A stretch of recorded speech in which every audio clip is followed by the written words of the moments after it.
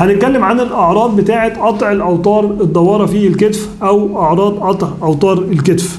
عادة أول حاجة خالص بيشتكي منها مريض قطع أوتار الكتف هو ألم في مفصل الكتف. الألم ده بيكون ناتج عن إيه؟ ناتج عن إن الحركة بتتم في مفصل الكتف بصورة غير طبيعية، اللي الناس فاكراه إن لو المريض عنده قطع في أوتار مفصل الكتف مش هيعرف يحرك إيده. لا، هو الحركة بتاعة مفصل الكتف بتتم عادي في وجود قطع. الكلام ده ليه؟ لأن الأوتار الدوارة هي بتساعد على حركة الكتف بصورة طبيعية بدون ما يحصل مشكلة، لأن حركة مفصل الكتف بصورة أساسية تعتمد على عضلة الدلتويد، العضلة اللي هي مش موجودة دلوقتي، اللي هي بتبقى ماسكة من هنا لحد هنا، وهي دي المسؤولة عن رفع الكتف بهذه الطريقة. إنما أنا عشان أرفع العظمة دي أخليها تيجي كده لازم يكون عندي حاجة مثبتاها عشان ما تطلعش لفوق. الأوتار الدوارة هي اللي بتثبت العظمة دي في مكانها بحيث إن عضلة الكتف اللي هي الدلتويد تبدأ ترفعها بهذه الطريقة.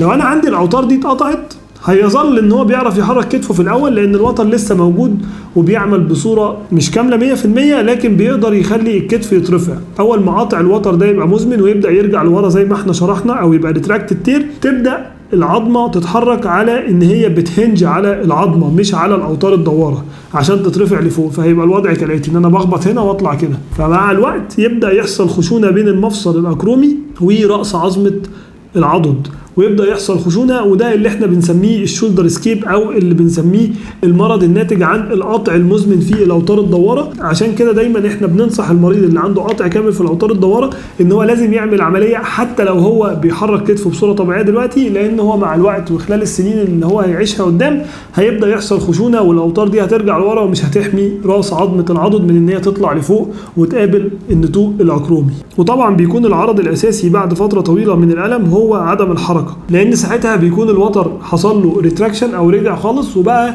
الحاجه الوحيده اللي بتوقف عظمه العضد هو النتوء الاكرومي زي ما احنا شرحنا في الحته دي، وساعتها يبدا يحصل خشونه ويبدا يحصل الم مزمن وعدم قدره على الحركه تماما. احنا طبعا مش بنحب ان المريض يوصل للمرحله دي، وعلشان كده دايما بنحاول نفهمه ايه هي المضاعفات الناتجه عن القطع المزمن في الاوتار الدواره.